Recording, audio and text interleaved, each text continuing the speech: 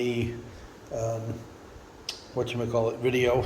Yeah, duh. I'm working on the video for how much I have into the hobby, but in the meantime, we have brought out the scale. It is in grams, not because I'm a drug dealer, but that's what people tend to weigh these cars at.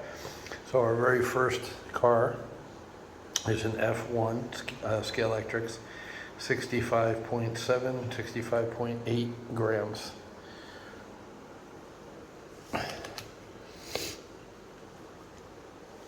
And these are just as I got them. The Coca-Cola car, 66.8 grams.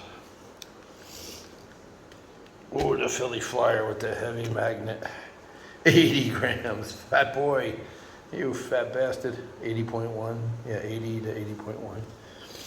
And the same with the Toyota with the mighty magnet, 74.3. Okay, so the Toyota's lighter. 74.2, 74.7, it's all over the place. Wow, it's so sensitive, the fan is making it interesting. Okay, so 74.4, 74.3, 74.5, pick a number. There you go, 74.5. All right, now the mighty MG Lola Nighthawk. Wow, about the same as the Toyota. Interesting, because remember the Toyota has the aftermarket motor, the slotted motor. Although it seems like it's the same dimensions as a regular motor, just higher RPM. So interesting that the Toyota is the same as a stock out of the box. Remember, I haven't taken any magnets out. I haven't taken the body off the chassis on this car. So 74.5. Let's see about the GTE. 78. Wow, so the GTE, which is also a brand new car. I haven't taken the magnets out, I haven't touched it. 79.1. Okay. And then the Caddy, the LMP Caddy. 74.6, 7, 8. Wow, 75. Okay, I'm gonna sweat and turn off the fan.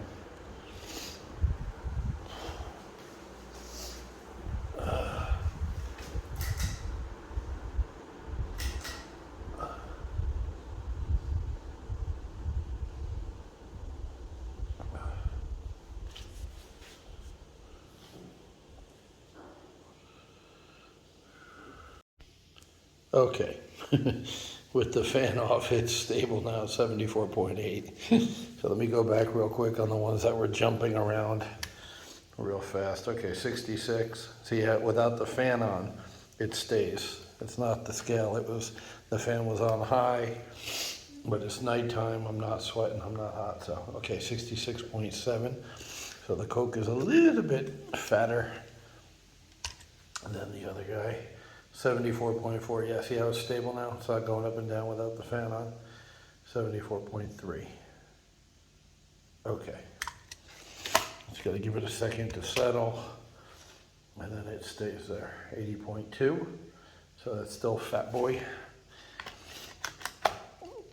And then GTE, 78.76. All right. Yeah, it just needs a second to settle, but now without the fan on, it stays there. 78.6. The Lola, yeah, I just had dinner, sorry about the belching. 74.6. Okay, now the Caddy, this is the one where I said screw it, because it kept jumping all over. It was 75, it was 74.3, 74.50, so 74.8. That's the Caddy's actual weight, LMP. Here's one of the new Porsches, 80, that's a heavy boy, 80 seems to be the top. So that's the fat boy class, 80 grams. Remember, these are all basically stock Scalextrics, except obviously for the Toyota. And this is a Porsche that I got from Jeff. This is the heaviest car here, wow, 82.7, and that's a slotted. That is a slotted. Wow, so the slotted Porsche comes in at 82.8. That's the champion so far. That's the heaviest car, although I think that Carrera is going to be heavier. Wow, I guess the lightest one is the Castrol Jaguar 69.6. Now that also is a slotted, but I think Jeff, for his son, this is supposed to have like a skirt. You can see how it's irregular there. They cut it with a hobby knife. They cut that wheel well. It actually has an old side skirt, like an old, like Mercury. If you see the stock car, so they save some weight there by cutting out the part of the body. All right, here's the Audi R10. Once again, LMP car. Ooh, that's a heavy one too, 82.4. And as fast as these things go around the track, I'm okay. Mercedes CLK. Wow, 94.2. Oh, that's the champion so far.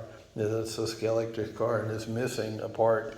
As I showed you last video, there's like a tube that goes up there for the lights. I'm okay with them being that heavy because they fall off the track now. They de-slot all the time. Okay, another even newer Porsche, the last Porsche I just bought on the last unboxing, 82.9. I'm glad I'm doing this. This is interesting to me to see what these things weigh before I modify and put different tires on them and all that stuff. 91.8 for the Maserati. Once again, this is one of the newer cars that was just acquired. The Ginetta, which is, once again, there's a kit, a set you can buy with two Ginettas, a red and a blue. 75.9, that's down back in the lower end of the range, light car. Let's do the Starsky and Hutch Corvette, the complete one, 75.1, okay. And the L88 Vet, which is the first car I ordered from. I have been working on the money video, but actually the first car I ordered from Action Slots was this car, the L88 Vet, 76.6. And that might be why they're all over the road, because they're light, like relatively. 84.9 for the Dodge Challenger, Jesus Christ, Dodge Challenger, 84.9, that's fairly heavy. I'm going to skip the Carrera. I'm going to actually save that for last. Okay, the Mustang that came with my set, one of my first two sets, 78.5. Camaro I got from Jeff. This is a little bit heavier, I think. Yeah, 84.6. I'm starting to get a feel for them. I can tell which ones are going to be heavier. The Camaro that came in the set with the Mustang, 80.4. That's the little white Camaro that came in one of the sets I bought initially. And the Jaguar, evil looking Jaguar, 77.1. Once again, that's stock Scalextric's Hornby product. All right, I left off at the Ginetta. Over here, we'll do the Marco Polo. 66.9, wow, that is super light. That's a fly car. And it's Marco's 600 LM. LM being for Le Mans, as a Frenchman would say. I say Le Mans because I'm from Jersey. Yeah, 66.9. I think that might be the lightest, right? I think everything else was in the 70s. Yeah, 74.6. So that's the only car so far in the 60s, I believe. Because I think the Ginetta was 76. Yeah, so yeah, some of these bad boys are like 90. All right.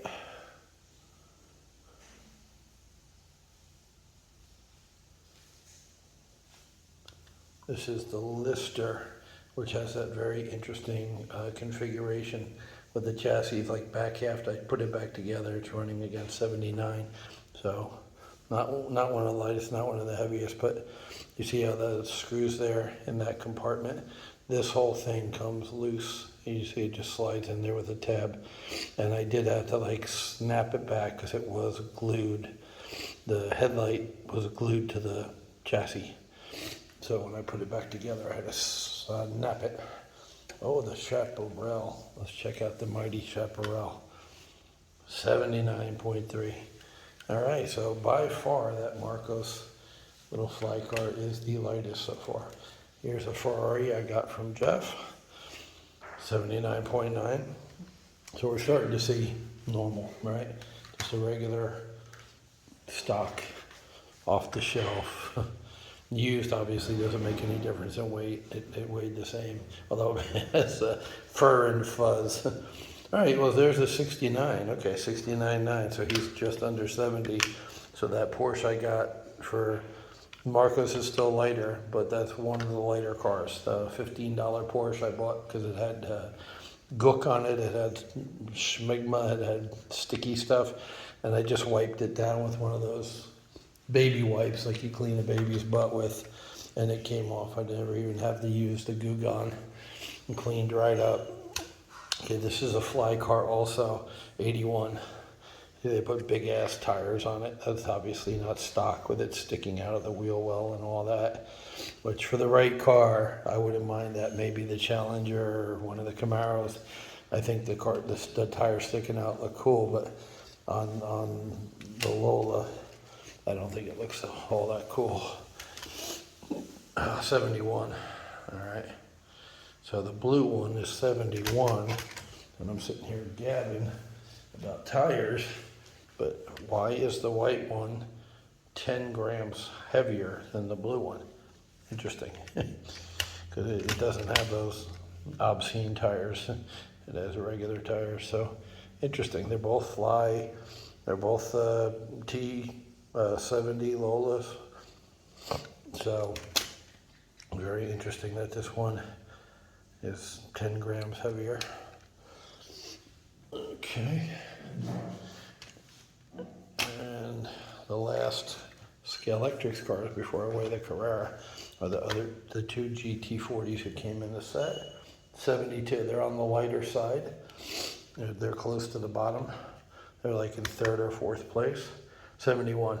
Remember I said the dark blue one was faster and I couldn't figure out why? Look at that. They came in the set and it's 71.4 versus 72.2. Not a huge difference, but still, just, at scale, that makes a difference.